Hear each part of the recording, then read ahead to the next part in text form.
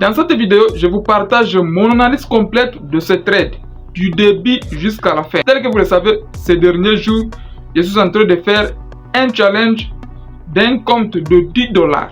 Et je vais vous le prouver qu'en trading, tout est possible. J'ai commencé avec un compte de 10 $ et actuellement nous sommes dans des 51 tel que vous pouvez le voir sur mon écran. Parce que beaucoup pensent que le trading demande beaucoup de fonds pour se lancer. Mais je vais vous le prouver qu'en trading, même avec un petit compte, vous pouvez vous en sortir. Ça ne demande pas beaucoup de fonds, mais plutôt des compétences que vous pouvez mettre en place pour vous en sortir.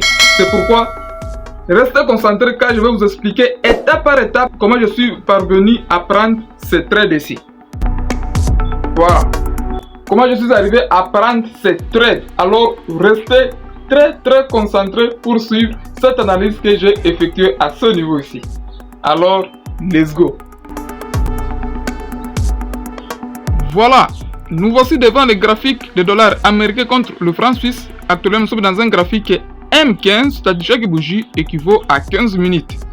Après avoir tout déterminé, c'est-à-dire le biais de lit, les zones d'intérêt H4, je suis descendu en M15 pour lire la structure de la liquidité. Tel que vous le savez, sur le marché financier, le prix ne peut pas partir à la hausse ni à la baisse sans toutefois récupérer de la puissance. Maintenant, je suis descendu en M15 pour lire la structure de la liquidité. Maintenant, qu'est-ce que je vis?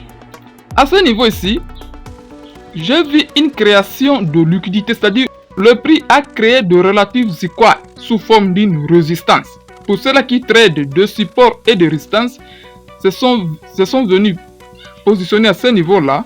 Tel que vous pouvez le voir, le prix a rebondi une fois, deux fois, trois fois à ce niveau-là. Maintenant, pour ceux-là qui traitent de support et résistance, se sont venus se positionner à ce niveau-là lorsque le prix a rebondi pour la troisième fois. Maintenant, ça se rendre compte que le prix était en train de créer de la puissance, était en train de créer une liquidité pour ensuite le prendre et repartir dans le bon sens. Maintenant, j'ai attendu jusqu'à ce que le prix récupère cette puissance qui a été créée à ce niveau-là pour venir rebondir dans notre order bloc que j'ai déterminé en H4. C'est ce qui s'est passé à ce niveau-là. Le prix casse cette résistance qui a été créée à ce niveau-là et je crois beaucoup se sont fait avoir à ce niveau-là. Le prix a rebondi dans notre order bloc H4. Maintenant, tel que vous le savez, avant de se positionner sur le marché financier, il faut toujours attendre une pattern de liquidité. Voilà, j'ai attendu une pattern de liquidité dans ma zone d'intérêt que j'ai déterminée en H4. Parce que je savais déjà que le prix a déjà récupéré une grande puissance à ce niveau-là. C'est-à-dire le prix n'aura plus besoin de récupérer encore cet order bloc. Parce qu'il a déjà récupéré cette zone de résistance à ce niveau-là. Il a déjà eu une contrepartie. Je crois, vous me comprenez ce que je vais dire par la suite. Parce que si vous parcourez ma chaîne, vous allez trouver plein de tutoriels qui expliquent comment les algos arrivent à intervenir sur le marché financier. Si vous n'avez pas encore vu mes tutos sur YouTube, il y a toute une liste de vidéos qui expliquent exactement comment les algos arrivent à intervenir sur le marché financier. Je vous invite à aller vraiment visionner tous les tutoriels pour avoir le guide complet. Parfait. Je savais que le prix n'aura plus besoin de casser cette zone d'intérêt que j'ai identifiée en H4. C'est-à-dire à ce niveau-là. C'est une zone d'intérêt que j'ai identifiée en H4. Maintenant, j'ai attendu jusqu'à ce que le prix puisse me donner une pattern de liquidité. C'est quoi? Tel que vous pouvez le voir là. Le prix casse ce dernier plus haut à ce niveau-là. Tel que vous pouvez le voir. Puis, il vient casser encore ce dernier plus bas. Et j'ai attendu jusqu'à ce que le prix retrace jusqu'au niveau de l'inefficience. Vous voyez là, j'ai tracé avec une ligne noire. Voilà, je me suis positionné j'ai attendu jusqu'à ce que le prix retrace jusqu'au niveau de l'inefficience. J'ai déjà fait cette vidéo concernant l'inefficience, c'est-à-dire IPA et EPA, inefficience, price action et efficience price action. Parce que lorsque le prix était à ce niveau-là, il est censé y revenir pour rééquilibrer la structure. C'est-à-dire lorsque le prix était à ce niveau-là, la structure était inefficiente. Alors le prix ne peut pas continuer avec son mouvement sans toutefois rééquilibrer la structure. C'est pourquoi moi je me positionne toujours au niveau des inefficiences. Voilà, parce que je sais que le prix va tout faire pour venir rééquilibrer la structure. C'est ce que j'ai attendu. Voilà, c'est ce qui s'est passé là. Le prix a un peu retracé là pour rééquilibrer la structure jusqu'à ce niveau-là. Voilà.